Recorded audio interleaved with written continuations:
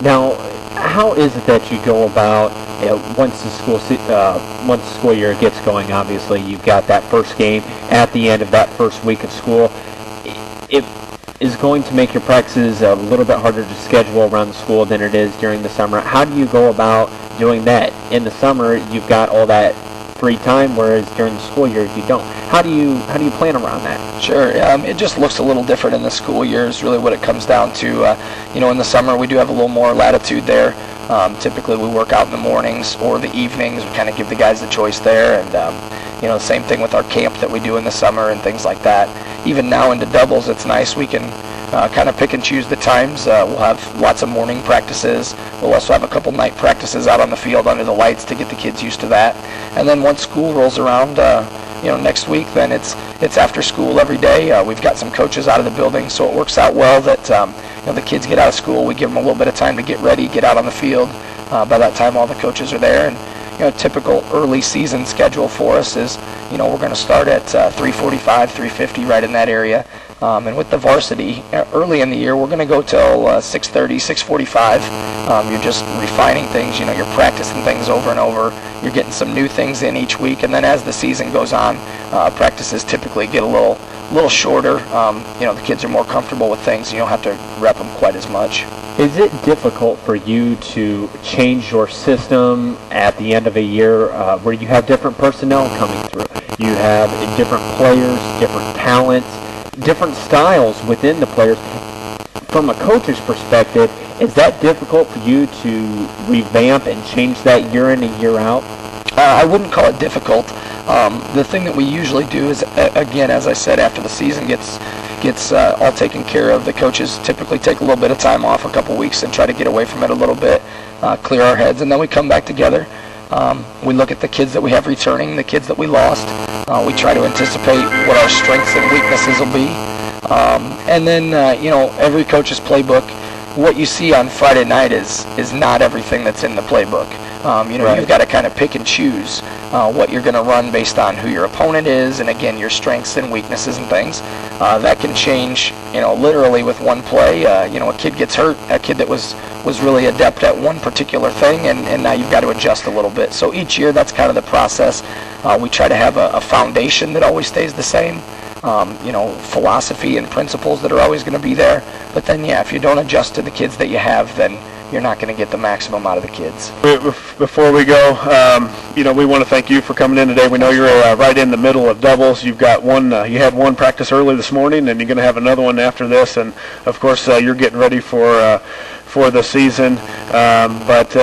We know you'll be give it all you got. Your guys will be ready, and of course, we'll have all the Rayler football games here on 96.3 all season, and all the faithful will be out to watch. Thank you so much. Everyone will be out there. Coach Jared Shaner, we thank him for coming in, and we wish Coach Shaner and the rest of his staff and all of his teammates and everyone that he's got on board for another successful and banner year in the Rayler campaign.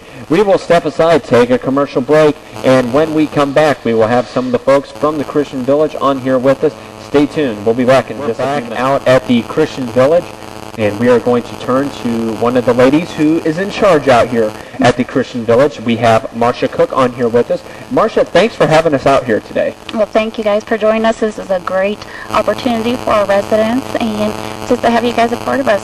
Yeah, and you've brought several of your residents out, and we've got a nice crowd. We have a good showing. Yeah, a nice crowd out there today. And Marcia, how long have you been here at the Christian Village? I've been here 16 years total. 16 years? Wow. Yeah, I'm going to try to make it to at least 20 and then go from there. We'll see. Marcia, what's your mission out here, the things that you can provide for your residents? Our mission here is to, number one, honor God by providing excellent care and services primarily to older citizens. And we offer a wide array of services: rehabilitation, short-term stays, long-term stays. We also have the only licensed memory care unit here, independent living, and pretty much whatever you need for the seniors. We're involved in the community a lot of ways too. Sure. So give back. And how many residents do you have, or that you're helping or taking care of, and doing all kind of planning of activities, that kind of thing? How many residents are staying out at the Christian Village? We're licensed for 112, and then we have 65 independent living, garden homes, garden apartments, and senior apartments also. Okay, and then in like the room we're in today, what does this room generally facilitate? This is usually our bingo room. Bingo. We're taking the place of bingo, Cameron, today. I'm kind of jealous of that. I like the place of bingo. Yeah, we like bingo. Yeah, this is our activity room, but actually, when you guys come back, probably a year, this is going to be totally different. We're looking at all renovations here, so we'll actually have a new building pretty much. We've been here 45 years, so we're due and we're ready to update a little bit and provide a great home for our residents, because that's ultimately what we're here for, is to provide great care and a loving home for our residents. Sure. And you talked about just before we had gotten here, and some of the guests that we have in here today were having breakfast and that kind of thing. Is there a separate room that they have, or are meals brought to them, that kind of thing? What goes on with the meals? We have a dining room, and we prefer everybody to go out to the dining room for socialization and just also for safety. And they can eat in their room if they choose to. We have restaurant-style dining, so they order what they would like over several choices, and then we have substitutes, and we have a registered dietitian on staff too to help with any of those needs for the residents.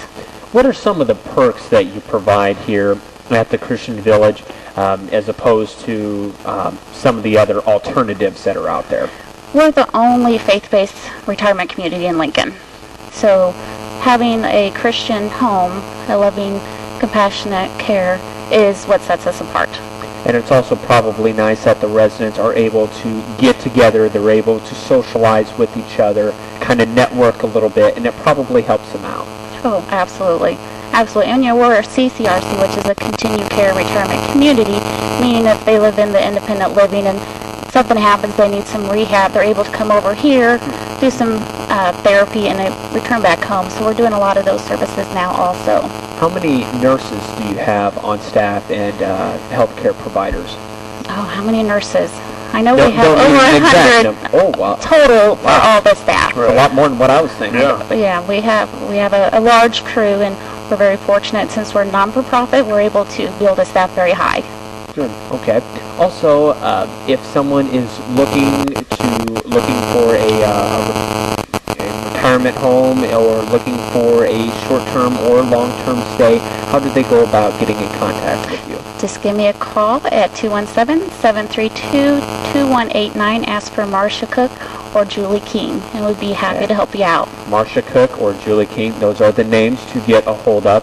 Marcia, we thank you for having us out here today, and promise won't take up too much more of your time, so we can get this room back to what it was intended for. Bingo. Yeah. Yes. I want to play me some bingo. Yes, and excellent security. I can tell you that. We had a time getting in today, so the security is great also out here at the Christian Village. You can't beat that. But we want to thank Marcia and her staff for having us out here at the Christian Village. We want to thank all the residents who have come out and joined us. You guys have made our stay here very nice, very appreciative of that. And it was nice to get out and see everyone today. For the staff here at WLCN, for my colleague Josh Komnick, and for everyone that has helped and contributed to our program for this morning, this is Cameron Kurtz saying so long for this week. We will see you down the road. Thanks for listening.